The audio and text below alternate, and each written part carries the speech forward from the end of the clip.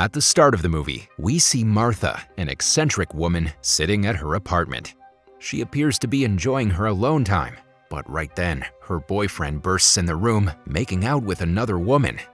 When Martha confronts him, there is no regret on his face. Instead, he asks her to join in for a threesome. Martha obviously refuses, and she breaks up with him then and there. However, her boyfriend calls her out for not having any sense of adventure. This only accentuates Martha's already bad mood, so she throws something at his head before stomping out of the room. Elsewhere, we meet a hitman, Mr. Wright, whose real name is Francis. He is an ex-CIA agent and mercenary with a very sophisticated set of skills, capable of killing even the most dangerous of gangsters. Currently, he approaches a woman and explains that he's the hitman she has hired to kill her husband. He then puts on his signature red clown nose, telling her that murder is wrong, and shoots her dead. It is revealed that Francis often wears the clown nose to make his victims feel comfortable while dying. Additionally, he kills the ones who hire him, because this way, the masterminds can be eliminated and it can stop the vicious cycle of hurting others. While Francis finishes his job inside the hotel, outside, a team of assassins is preparing to trap him.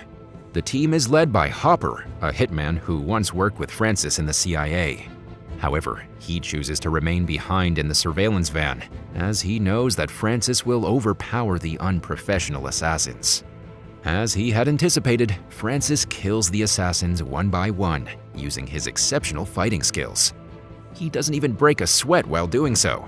After the incident, Hopper receives a phone call from his boss, who instructs him to pretend to be an FBI agent and to partner up with a local police detective, Gus Patrick, who has been assigned to capture Francis.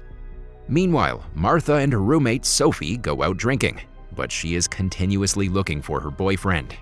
She blames herself for him cheating on her, while Sophie tries to persuade her otherwise. The next morning, Sophie takes Martha to her workplace, a pet store. There, our protagonist girl picks up a cat despite warnings that it's ferocious. However, Martha doesn't listen, and the cat ends up scratching Sophie. Afterward, Martha makes a stop at a convenience store on her way home. Francis also happens to be there buying some supplies.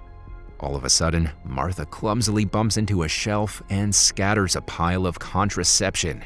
But surprisingly, Francis, with his extraordinary skills, catches them quickly. Witnessing this, Martha becomes awestruck and falls in love at first sight. They chat for a while, and Francis also likes her quirkiness. He then invites her on a date, and the two end up spending some romantic time together.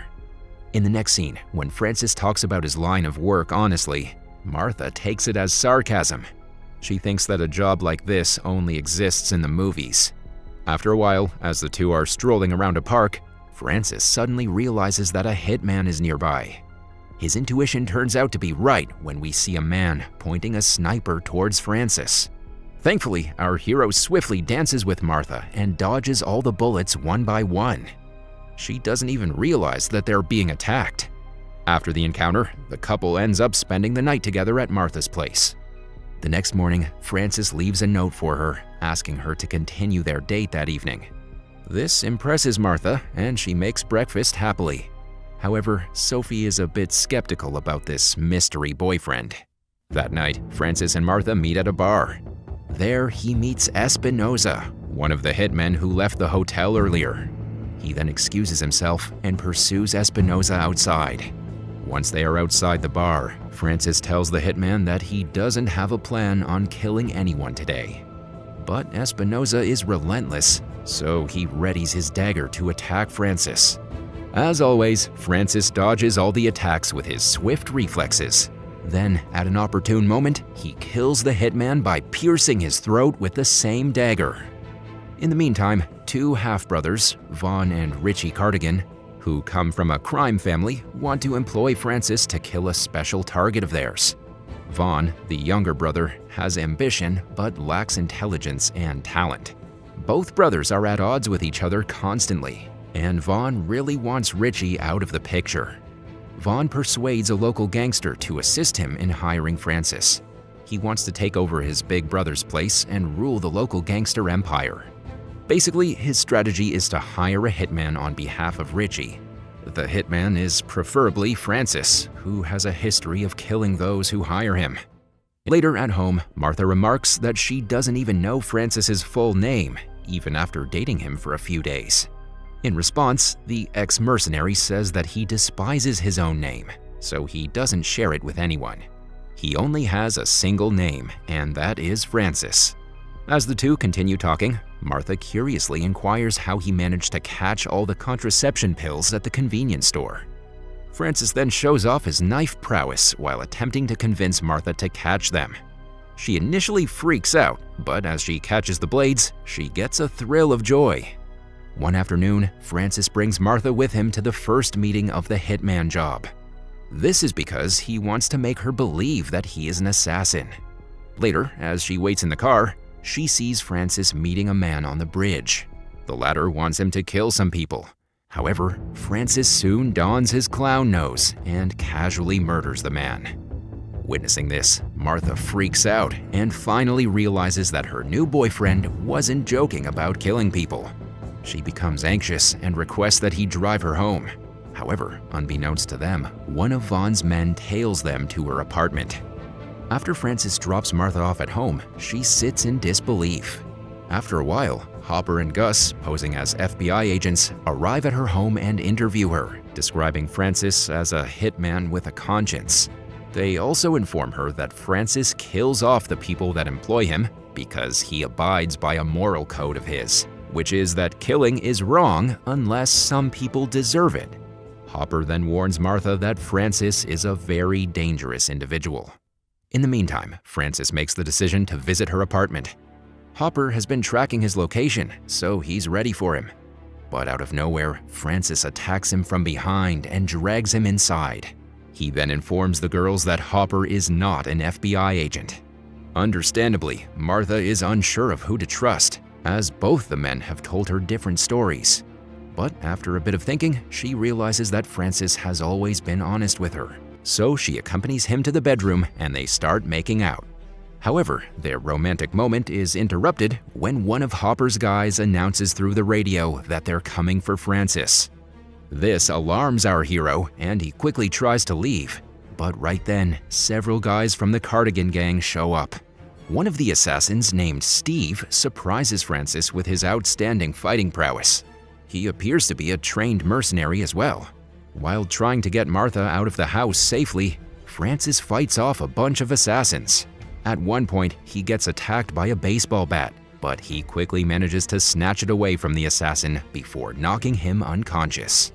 Francis even leaps through the stairs and incapacitates the other assassins. Following this, he proceeds to kill Steve, but at the last moment, he stops. He remembers how Martha had made him promise that he wouldn't kill anyone from now on. Unfortunately, the slight distraction gives Steve enough time to open fire. Francis heroically dodges it with his hand and saves Martha, but in the process, he injures himself. Despite all this, he spares Steve's life, which is a rare thing to do for such a famous hitman. Steve himself is shocked, as this is not the Francis he used to know. Nonetheless, he thanks him profusely, saying he won't get in their way from now on. Francis and Martha then make their way outside, but they are still surrounded by a greater number of assassins coming through. Vaughn and his men also arrive at the scene looking for Francis. The couple is attacked once again, so they shelter themselves near a water tank. To save themselves, Francis is forced to open fire and kill one of the assassins. He then plays a psychological trick on them, telling them that they won't be able to return to their wives and kids if they die today. Luckily, the trick works, as the assassins slowly retreat and leave the premises. Francis and Martha also come out in the open, only to be attacked by Vaughn. However, Vaughn instantly surrenders when he realizes that he has no chance with a hitman like Francis. He also praises his exceptional fighting skills and determination. But to everyone's surprise, this only proves to be a trick to distract Francis. The cunning Steve arrives at the scene and strikes Francis from behind, knocking him down. It turns out that he was just lying about not coming after Francis. After all, he works for Vaughn and his men. Following this, Vaughn and Steve kidnap Martha and provide an address where Francis can find them. As they make their escape, Francis fights Hopper, who arrives right after the mobsters leave the scene. But soon, he himself escapes without being detected. In the next scene, Martha is taken to the Cardigan brothers' home, and Francis follows. In an attempt to intimidate her, Vaughn taunts Martha and smacks her a couple of times, but she remains unfazed. Moments after, Francis arrives at the house, eliminating all of the assassins on his way. When he makes his way to Vaughn, the latter quickly grabs hold of Martha and orders our hero to kill Richie, revealing his treachery to his brother. However, Francis effortlessly rescues her and says that he's done with killing. He then leaves a gun between Vaughn and Richie, saying they should settle the matter themselves. The second Francis leaves the room, the brothers jump for their guns. They wrestle for a while, and Vaughn manages to grab it. He then kills his half-brother without remorse. In the meantime, as Francis tries to escape with Martha, he once again runs into Hopper and starts tussling with him. On the other hand, a hitman captures Martha and threatens to kill her. But to his surprise, she effortlessly swats him away, thanks to the training Francis gave her earlier. After a while, the resilient Vaughn once again shows up to take revenge. But he too falls victim to Martha's exceptional fighting skills. Meanwhile, Hopper gains the upper hand in the fight and gets ready to shoot Francis. But right then, Steve arrives from behind and kills him.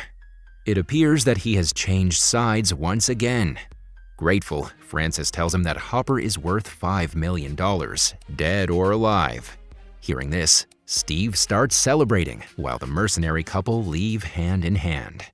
Following this, the movie jumps to 2 months later, where we see the couple living the best version of their lives in Vietnam. But unbeknownst to them, some bad people are still tracking them, probably to take revenge on Francis.